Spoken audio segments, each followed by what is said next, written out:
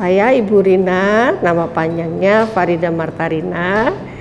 Kemudian saya lahir di Jogja, kemudian dibesarkan di Semarang, dan sekarang menikah dengan orang Surabaya. Jadi saya tinggal di Surabaya. Saya punya putra Faisal Ahmad Bakhtiar. Saat ini dia usia 28 tahun, dia terlahir dengan Down syndrome. Down syndrome adalah merupakan salah satu kelainan genetika. Jadi bukan keturunan, bukan penyakit menular dan tidak mengganggu. Jadi itu memang secara genetik diturunkan seperti itu, dan itu semua orang bisa mengalami tanpa diduga. Kelainan kromosom ini membuat salah satu cirinya membuat mereka semua tuh wajahnya mirip.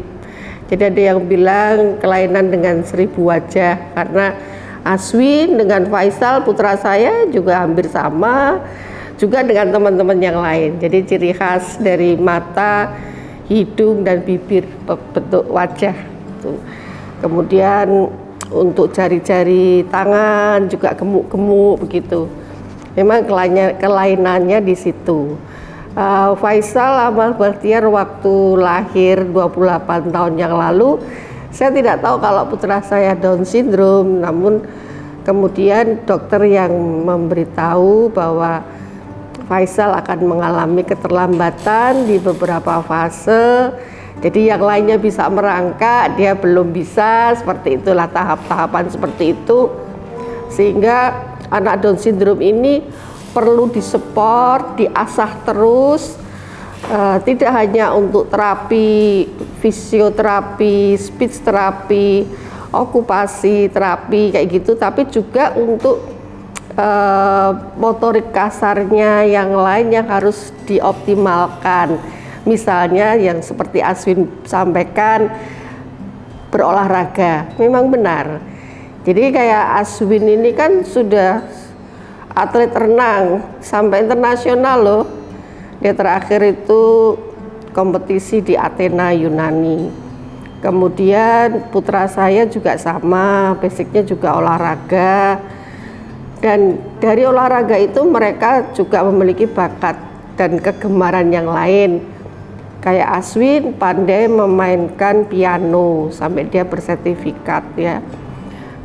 Kemudian untuk Faisal juga dia suka menyanyi, yang pelatihnya adalah Mas Tommy, dari dia masih sekolah sampai sekarang ya masih dengan Mas Tommy. Kemudian belajar melukis, sekarang masih didampingi oleh seorang pelukis, karena anak Down syndrome itu saya tidak mengharap dia menjadi seorang pelukis ya, tapi setidaknya dia bisa mencurahkan keinginannya untuk coret-coret dan ada yang mengarahkan. Ada juga anak Down syndrome yang berprestasi dengan lukisannya, Edo. Itu sudah sampai internasional.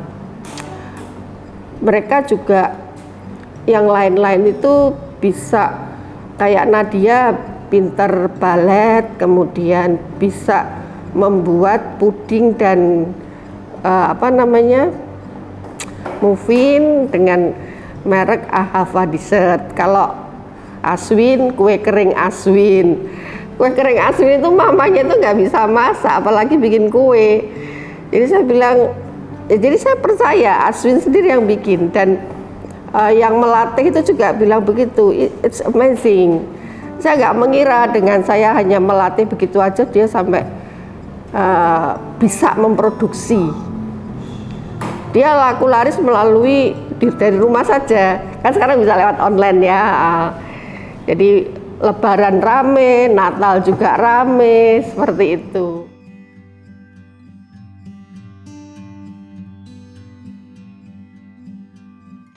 Tentu saja awalnya shock dong, waktu dokter menyampaikan bahwa putra ibu akan mengalami keterlambatan dalam segala hal. Dokternya tanya, kira-kira ibu ini termasuk golongan orang yang sabar nggak ya? Loh, saya kaget loh kalau ditanya begitu ya. Kalau untuk anak ya insya Allah lah dok, saya bilang gitu. Terus Dokter menyampaikan itu, kemudian menyampaikan juga kelainannya apa. Wah, saya juga kaget kan. Kaget, terus ya sudahlah, terus saya pulang, terus saya berpikir kami harus berpikir jernih ya. Dokter juga bilang tidak boleh ada saling menyalahkan mengenai anak. Jadi kalau anak kita lahir dengan gimana-gimana itu orang tua jangan saling menyalahkan dulu. Ini bukan karena kalian, kan ada yang menciptakan. Kecuali kalau memang kita tidak menghendaki terus kita berbuat sesuatu yang tidak pantas atas kandungan si ibu, ya itu beda lagi urusannya. Tapi kan ini tetap kita dalam koridor yang normal ya. Jadi ya itu tadi, terus saya waktu itu masih baru di Surabaya karena lama di Semarang. Maka waktu itu saya putuskan untuk pulang ke Semarang, lebih jelas kan untuk mencari dokter mana yang tepat. Kan saya banyak teman juga, kok di sini saya masih belum begitu hafal seperti itu. Jadi intinya waktu itu dokter bilang harus mengikuti tahapan-tahapan terapi yang harus dilakukan, dan Faisal itu Down syndrome dengan bawaan hipotiroid. Jadi hipotiroid itu dia akan, kalau mamanya kayak mesin itu ya, akinya yang lemah. Jadi dia slow respon. Waktu bayi itu sulit untuk menangis, untuk dipanggil tuh tengoknya juga pelan, melihat sesuatu tuh. Faisal waktu itu dites untuk THT-nya, dia tes mata juga dites, kornea matanya dia melihat apa enggak, seperti itu. Dan alhamdulillah semua baik-baik saja, hanya kelambatan dia karena dia hipotiroid tuh. Dan itu sudah ditangani secara intens. Jadi dia harus tes darah setiap 3 bulan sekali supaya euterok yang buatan ini bisa pas untuk tubuhnya kadarnya. Jadi timbang badan, kemudian TSH-T4 dites 3 bulan, kemudian 6 bulan, dan alhamdulillah usia 12 tahun dia dinyatakan sudah normal tiroidnya. Jadi ya saya juga Masya Allah ya, ternyata Allah itu menjawab doa dan usaha umatnya itu. 12 tahun, jadi dia tidak lagi harus suntak-suntik, ambil darah, tes darah, meminum obat yang tidak pernah dia tinggalkan. Langsung hari itu ya saya bersyukurlah, usia 12 tahun saya nggak lagi kembali ke Semarang untuk tes Faisal sampai sekarang.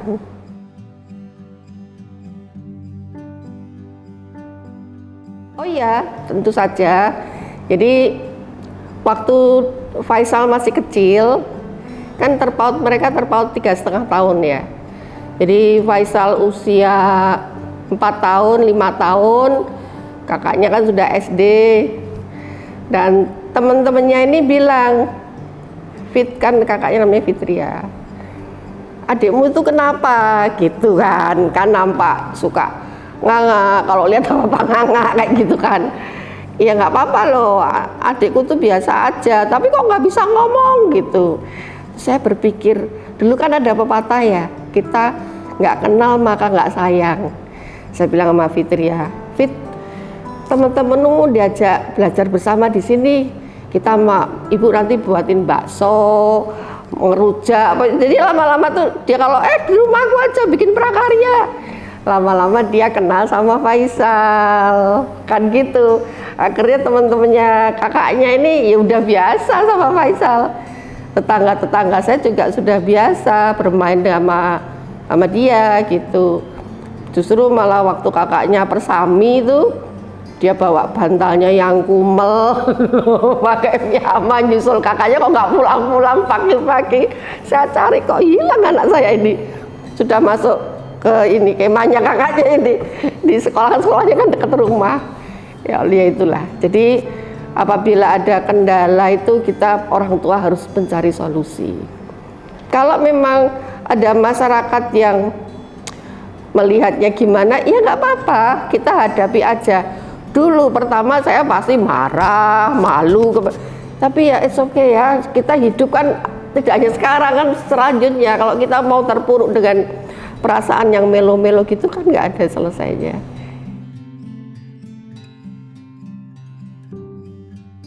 Ya, membuat kami menjadi disiplin, Mbak.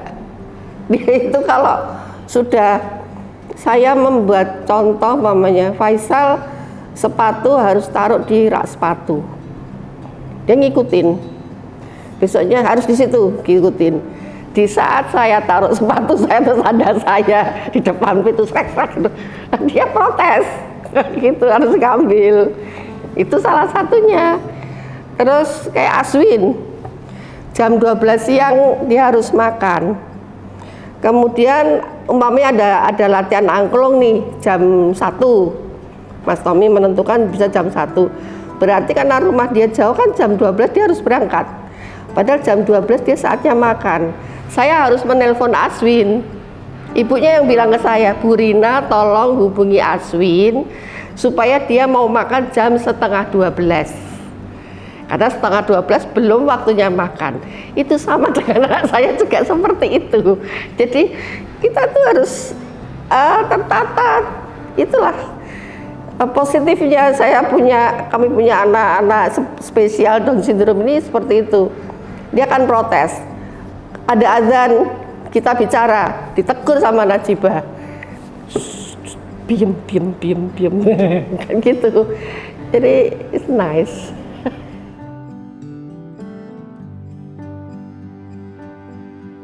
Oh, hari yang sulit itu adalah di mana penerimaan kehadiran anak Down syndrome ini di tengah masyarakat. Kalau di keluarga pasti mensupport ya, keluarga itu udah. Tapi untuk tetangga kanan kiri kemudian masyarakat itu yang belum. Karena apa? Anak-anak ini kan tidak semua orang punya anak seperti ini, dan sebagian yang punya juga masih belum berani dibawa keluar kan. Dan itu yang membuat saya sulit untuk berusaha bahwa anak saya baik-baik saja. Anakmu lo berteman sama anakku nggak apa-apa. Itu tahapan yang sulit. Gimana caranya kita sebagai orang tua harus saling mau memahami. Jadi jangan anak yang dipaksakan. Kamu harus bermain sama Aswin, enggak. Kita sendiri sebagai orang tua memperbolehkan enggak? Nah, seperti itu. Kayak membesarkan anak Down syndrome. Itu bagaimana ibu untuk membesarkan dia? Pertama orang tuanya dulu.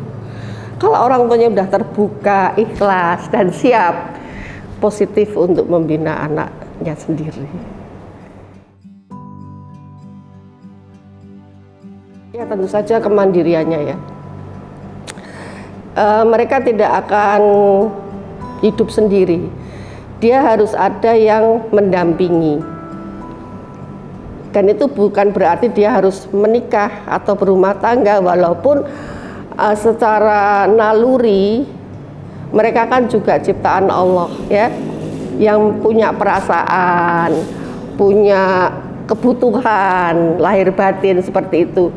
Tapi kita sebagai orang tua jangan mengarahkan dia untuk ke sana seperti itu. Jadi ya buatlah anak ini tetap mandiri, tidak bergantung pada orang lain. Artinya tidak merepotkan. Bisa untuk toiletries, bisa makan, bisa seperti itu. Terus membantu di rumah tangga. Kayak Faisal tuh sukanya ngepel sehari 2 kali. Kalau Aswin itu juga mencuci, semua baju dimasukkan mesin cuci, nggak tahu luntur atau enggak. Itu mamanya yang sering cerita. Jadi mereka akan hidup dengan orang lain tapi tidak merepotkan. Itu yang penting. Kalau kita minta dia bisa menghidupi diri sendiri, sepertinya kok impossible ya, tapi kita harus berusaha. Karena kenyataan Aswin juga bisa memperoleh keuntungan dari jual cookies. Nadia juga bisa mendapatkan uang dari pesanan-pesanan pudingnya. Tapi kan itu juga tidak semuanya bisa mencukupi kehidupannya. Tapi yang penting anak ini jangan membuat repot orang lain, itu aja. Berarti perlu sekali kemandirian kepada kawan-kawan Down syndrome. Oh, tuh. Dan itu harus orang tua yang mengajarkan. Kita jangan memanjakan anak. Jadi kalau ibunya Aswin, mamanya kalau bilang, kita jangan memelihara kecacatannya itu, kalau yang paling keras ngomongnya gitu. Aduh, jangan bilang gitu dong Bu. Iya, justru kalau kita manjakan mereka itu membuat kesulitan. Kita akan menciptakan kesulitan untuk kita sendiri di yang akan datang. Jadi kayak Faisal mama ya, pernah dia tuh batuk-batuk, kalau udah batuk harus ke kamar mandi, mau muntah maaf ya, harus ke kamar mandi, ke wastafel. Dia sengaja akhirnya muntah, kena spray, kena apa, saya suruh lepas spraynya sendiri. Saya ajarkan bagaimana ngambil tisu, ngambil membersihkan lantainya. Itu yang protes siapa? Eyangnya. Rina, kamu kok tega sih sama Mas Faisal seperti itu? Ya, saya bilang, kenapa nggak tega? Ya tega lah, saya bilang. Ya dia lepas spraynya sampai sekarang. Dia kalau bangun tidur, selimut itu taruh di lantai, dilipat, nggak tahu rapi atau tidak. Yang penting dia tahu bangun tidur adalah membereskan tempat tidur.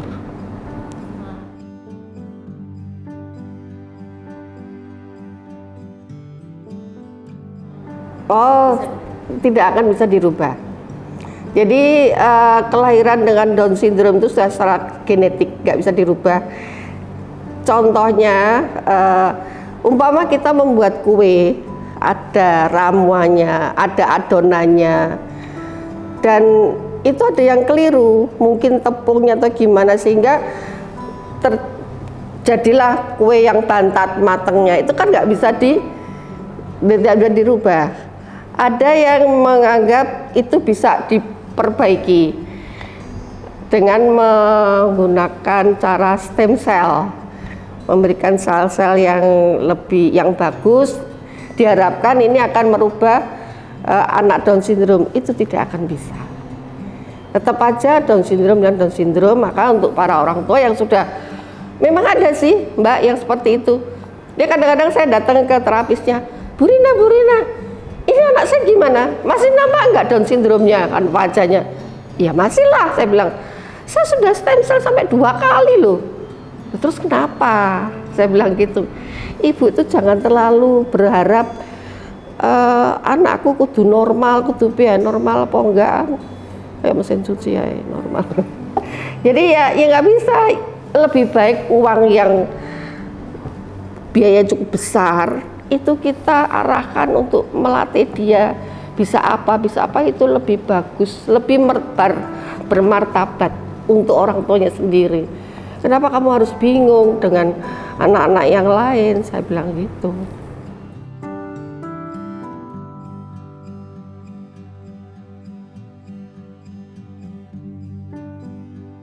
Cuman kalau untuk aborsi itu tidak, itu karena kalau itu sih bukan karena Down syndrome ya.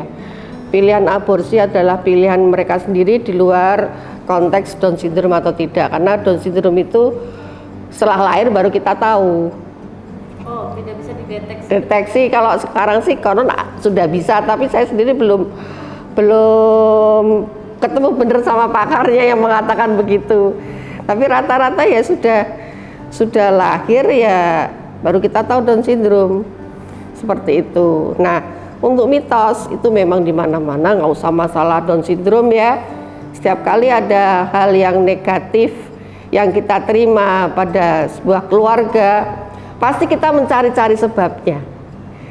Menyalahkan diri sendiri atau orang tuanya ini membawa dosa orang tua sehingga bisa begini. Terus ada juga yang satu kampung ya, ini Down syndrome semua. Mereka ini sukses untuk usaha hasil laut. Ada juga hasil pertanian sukses. Dibilang itu tumbalnya supaya mereka sukses, ya enggak juga. Kemudian di sini di Ponorogo ada kan kampung idiot katanya. Nah, idiot itu sebuah label yang diskriminatif dan tidak etis ya. Kenapa kok bisa terjadi begitu? Ternyata secara geografi letaknya Ponorogo itu kan jauh dari air laut, dan di sana juga mengurangi kekurangan yodium. Dan mereka juga menikahnya di situ-situ aja, tidak keluar, tidak ada yang keluar atau gimana seperti itu. Jadi akhirnya terjadilah malah seperti dibuat tempat apa ya, kayak kita kunjungan ke sana ya. Jadi ya itulah yang terjadi. Jadi Down syndrome itu bukan sebuah komoditas ya. Jadi jangan dipergunakan sebuah kesempatan apapun juga jangan. Mereka juga insan biasa yang perlu kesetaraan hak, itu yang harus diutamakan. Nah, satu hal lagi, kami juga untuk menepis mitos kemudian bullying ya, kami juga pernah mendatangi KPID supaya ada kisi-kisi yang membatasi jangan sampai ada produksi sinetron ataupun film ataupun apa aja produk media yang menggunakan berisi naskah-naskahnya itu dialognya yang menjurus seperti ini. Seperti dulu waktu contohnya ya, saya waktu Faisal masih kecil itu ingat nggak dulu ada film sinetron Cecep? Anjasmara itu kan pinter banget tuh, aktingnya bagus. Tapi dampaknya apa? Faisal di luar mau bulu tangkis dikodikal, Cecep gitu. Kakaknya bu adik di belakang itu enggak apa-apa, biar aja. Selama nggak nyubit, nggak nyuwil, nggak apa, biar aja. Terus ada lagi sinetron yang terkini, mungkin ya sekitar 4 tahun yang lalu. Yang aktrisnya itu Cut Mariska apa ya kalau nggak salah. Kebetulan di cerita sinetron itu Cut Mariska adalah seorang pelakor. Kemudian dia hamil di situ terdeteksi dengan anak Down syndrome.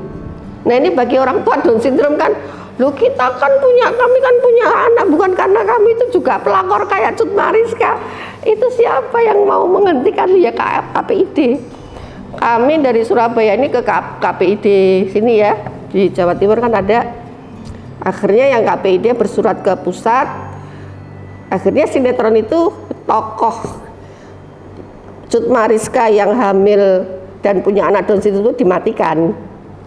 Saya bilang paling ini dimatikan, selesai ya, sudah nggak berlanjut. Ya itulah. Jadi KPID pun juga harus berperan, tidak hanya BK3S yang selalu peduli sosial, kemudian komunitas-komunitas, media itu sangat dibutuhkan juga.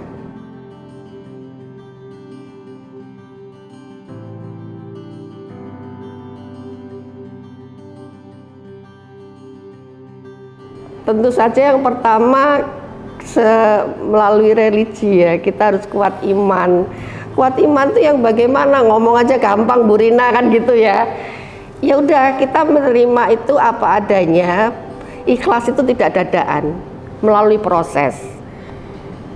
Kita harus yakin bahwa kita punya anak itu amanah. Tuhan yang memberikan kepada kita, titipkan anak ini. Kamu harus wajib untuk merawat dia.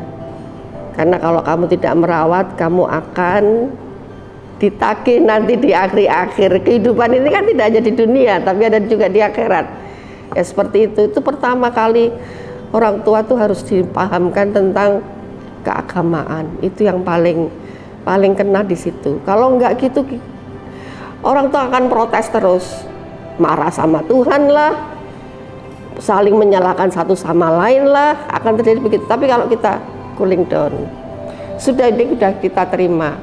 Dan kita harus ingat, Allah menciptakan, Allah yang akan menentukan bagaimana umatnya nanti, tergantung kita sebagai menjalankan amanah seperti itu. Kalau anak yang mengalami Down syndrome ataupun disabilitas yang lain, mereka kan tidak menginginkan dan tidak tahu itu terjadi kan. Jadi kita yang harus bertanggung jawab. Ikhlas itu proses. Semua merasa kesulitan pasti. Saya juga dulu merasakan hal yang sama. Menangis boleh, tapi tidak meratapi sepanjang masa. Down syndrome adalah bukan penyakit menular, tidak mengganggu, dan bukan sakit keturunan.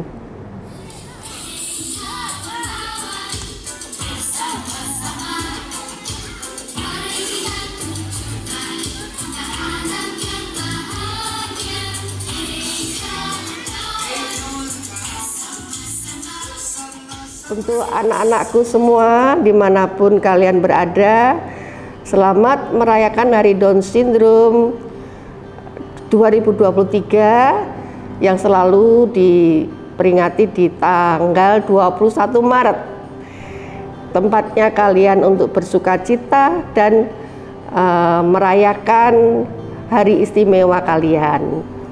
Harapan Ibu untuk para orang tua, tetaplah semangat, tegar untuk membimbing putra-putri Bapak Ibu dimanapun mereka bisa berkontribusi.